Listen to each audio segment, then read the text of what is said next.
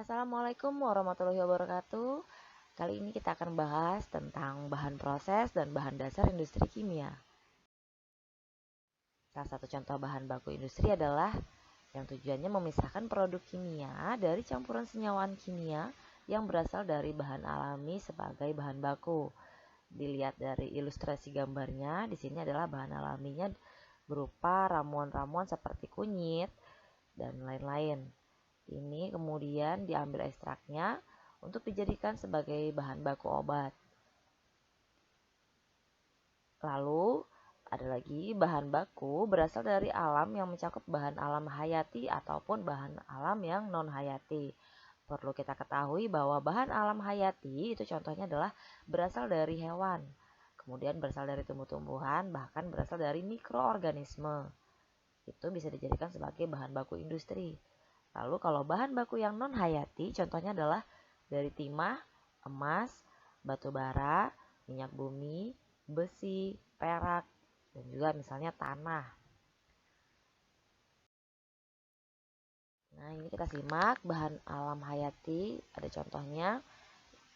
Ada proses pembuatan kertas, ya berasal dari kayu ya tadinya ya, kemudian diambil serat selulosanya dari bagian kayu itu, kemudian diproseslah untuk menjadi kertas yang kita pakai sekarang. Nah, makanya banyak penggalakan bahwa safe environment, untuk melindungi lingkungan, untuk bisa menjaga hutan dan menghemat pemakaian kertas supaya hutan tidak sering ditebang. Nah, kalau kalian melihat pabrik kertas itu, kertas yang digunakan itu kadang-kadang bermacam-macam. Ada kertas yang buram, ada kertas yang putih. Itu adalah tergantung dari prosesnya, pemurniannya, dan lain-lain. Lalu yang kedua, contoh yang lain adalah pembuatan gula. Pada proses pembuatan gula itu berasal dari tebu, salah satu contohnya.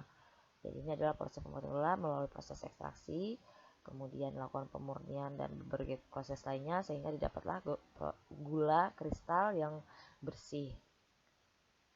Nah, ada gula yang kalau kalian ketemui ada berwarna-warni misalnya ya, atau putihnya tidak seragam. Misalnya ada yang putihnya bersih sekali, kemudian ada yang agak kemerahan. Itu adalah tergantung dari proses pemurniannya gitu.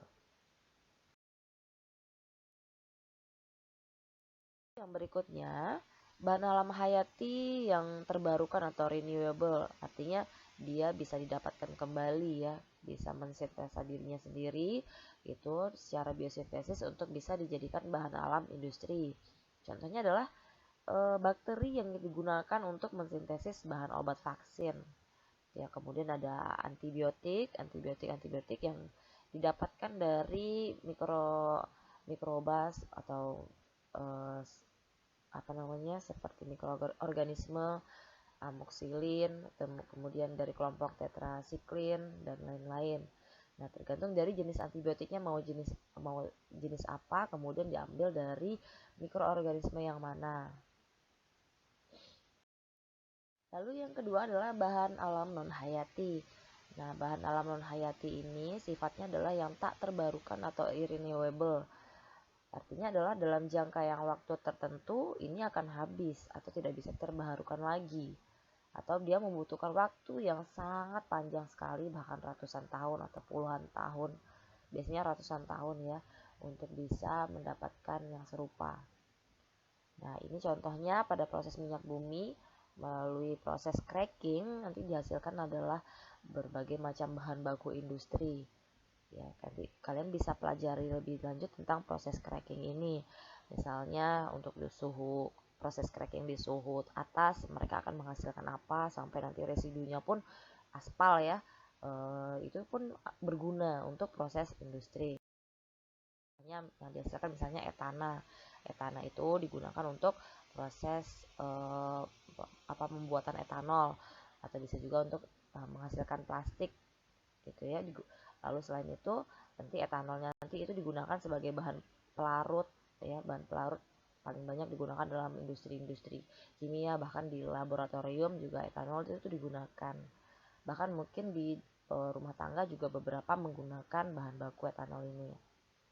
Lalu gas hidrogen. Gas hidrogen yang berikutnya adalah yang dihasilkan, misalnya gas hidrogen itu dia nanti membawa gas pembawa pada proses kromatografi pada reaksi hidrogenasi untuk menjenuhkan minyak nabati.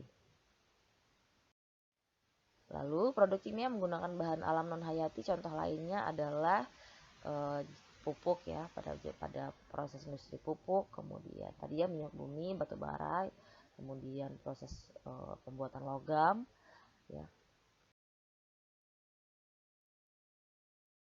Berikutnya adalah proses dalam industri kimia, yaitu meliputi ada proses fisika, ada proses kimia, ada bioproses.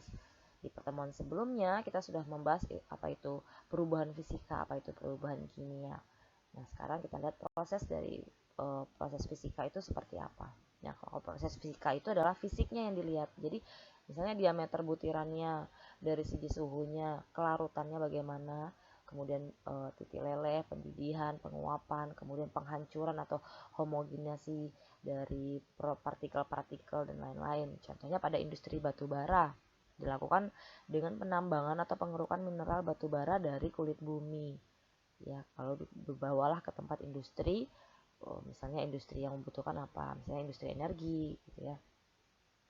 Lalu pembuatan keramik dari mineral tanah liat. Dan ini lakukan proses pelumatan atau penggilingan sehingga nanti campurannya itu homogen, kemudian dicetak, lalu dibakar pada suhu yang tinggi, lalu diperoleh produk keramik yang sederhana. Nah, nanti kalau dari proses keramik ini ada, kalian kalau misalnya lihat di bangunan-bangunan atau ada di misalnya di mall itu keramiknya bagus-bagus ya, itu prosesnya adalah melalui proses fisika terutama ya, lebih utama adalah proses fisikanya.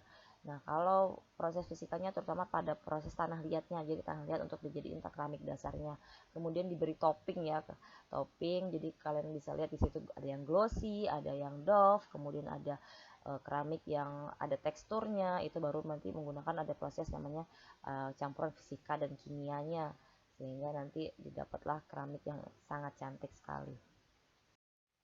Lalu yang kedua adalah proses kimia.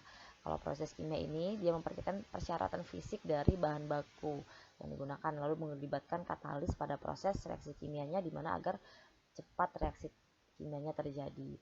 Kita lihat contohnya misalnya pada pembuangan gas karbon monoksida dari industri petrokimia, itu direaksikan dengan amonia pada suhu tertentu, nanti dihasilkan adalah pupuk gitu ya. Kalau dari larutan garam NaCl dalam suatu reaktor, nanti akan diperoleh adalah NaOH-nya dan gas klornya melalui proses elektrolisis dan lain-lain.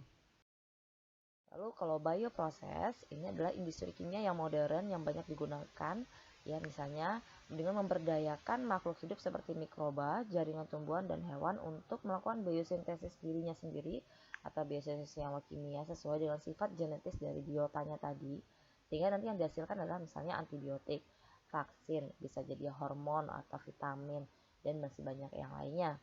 Contohnya adalah proses pembuatan asam sitrat, ada asam glutamat, kemudian kalian bisa lihat nanti ada proses pembuatan Yakult dan lain-lain. Lalu diskusi berikutnya adalah pengendalian dari mutu produk. Nah, kenapa perlu dilakukan pengendalian dari mutu produk? Misalnya kalian minum obat sekarang minum obatnya ini efeknya bagus, lalu efek yang berikutnya ternyata kok nggak ngempan ya. Nah, itu bisa jadi ada faktor dari segi mutu produknya atau bisa jadi dari biologisnya kalian sendiri juga sudah berubah. Nah, paling tidak dari mutu produknya itu sudah dikendalikan dari awal. Jadi di saat kalian mengkonsumsi atau pembelian pertama dengan pembelian berikutnya di jangka waktu tertentu, jangka waktu panjang, itu produknya memiliki standar mutu yang sama ya, kualitasnya tidak boleh dilebihkan atau tidak boleh dikurangi. Kalau misalnya mau dilebihkan ya harus bikin produk yang jenis baru gitu. Jadi kalau misalnya produknya mau diturunkan kualitasnya harus dibikin jenis baru atau merek baru. Jadi jangan sampai branding yang sudah diterima oleh masyarakat atau yang telah dia digunakan itu diubah. Jadi itu bisa mengakibatkan hasil produksi akhir dari sebuah barang juga ikut berubah, sehingga perlu dilakukan dari pengendalian mutu produk. Nah, ini adalah skema dari mutu produk. Ada pengendalian dari mutu bahan bakunya. Kita lihat ya contohnya, misalnya serat selulosa yang terdapat pada sebuah kapas itu harus dipintal dengan baik ya, harus dipinta sesuai standar dari suatu perusahaan tertentu itu gitu ya, nanti bisa dihasilkan serat yang baik gitu ya, serat yang sesuai dengan standar yang diinginkan sebelumnya. Mutu produknya, mutu produk berarti produk akhirnya yang dijaga kualitasnya gitu ya. Jadi mutu produk sangat dipengaruhi oleh lingkungan dan penanganan produk, dimulai dari pengemasannya, penyimpanannya, transportasinya bagaimana, penyajian produknya bagaimana. Misalnya ada industri pembuatan keripik atau makanan gitu ya. Nah, kalau makanannya produk bahannya sudah dijaga nih kualitasnya, kemudian sudah akhir jadinya pun sama sesuai standar. Kemudian terakhir adalah ternyata penanganan produknya, penyimpanannya tidak sesuai standar. Nah, itu bisa mempengaruhi mutu produk yang dihasilkan itu menjadi jelek. Nah, ini akan mempengaruhi masa simpannya ya. Makanya itu perlu dilakukan mutu produk ini seperti adanya izin izin BPOM, kemudian kemasannya dicantumin tanggal produksinya kapan, batchnya berapa, tanggal kadaluarsanya, kemudian gramasinya, netonya, supaya nanti kalau beli nggak berubah tuh gramnya. Terus mencantumkan juga komponen senyawa kimia tergantung dari si komponen komposisinya di dalamnya itu apa gitu ya. Kalau misalnya industrinya itu pembuatan lem, maka nanti secara general senyawa bahan kimia yang melibatkan itu dibuat dari apa misalnya itu. Nah, kira-kira seperti itu bahan baku industri. Kalian bisa pelajari lebih lanjut, banyak sekali proses industri yang ada dan selalu yang terbarukan ya. Proses industri itu selalu bergulir, selalu ada dari ujung sampai hilir itu banyak sekali bahan baku yang ada di alam, baik itu hayati atau non hayati itu banyak sekali, dan produk jadinya seperti apa kalian bisa simak.